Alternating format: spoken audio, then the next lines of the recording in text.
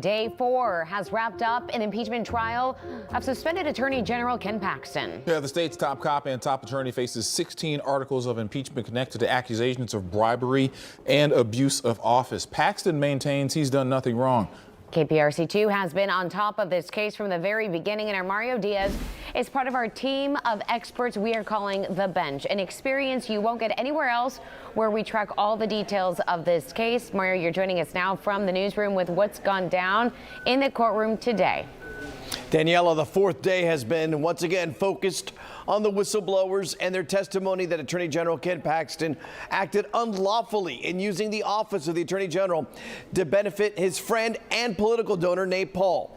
Again, keep in mind the Attorney General and his actions, they all impact Texas, all Texans, because he is not only the top cop, but also the top attorney in the state. Now, the day started with the third whistleblower, Ryan Vassar. Then it moved to David Maxwell, the former director of law enforcement for the Attorney General's office. Vassar and Maxwell continued the testimony of what we have viewed so far early on, and that they say that criminal actions taken by Paxton were made to benefit Nate Paul. Here's an exchange between the defense attorney, Dan Cogdell, and Maxwell over Paul and his attorney, Michael Wynn, asking for an investigation to be done. What crime is committed, Ranger, by them asking you to investigate the legality of a search warrant? What crime is that?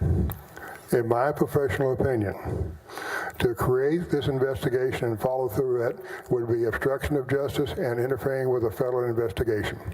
Okay.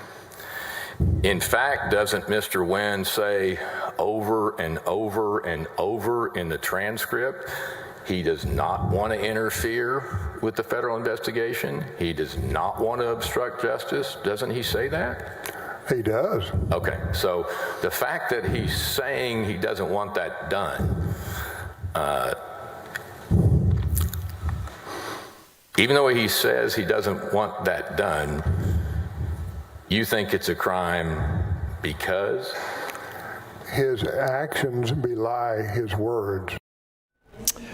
So as we find ourselves at the end of week number 1, we have two sides here presenting different cases. The prosecution attempting to show Paxton was working to assist Paul, leveraging the Attorney General's office for a friend and a donor, while the defense here is attempting to show that these high-ranking Republican lawyers and investigators were really not too good at their jobs and attempting to stage a coup of sorts of the office.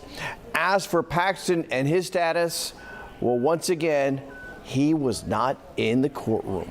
Live in the newsroom, Mario Diaz, KPRC2 Investigates.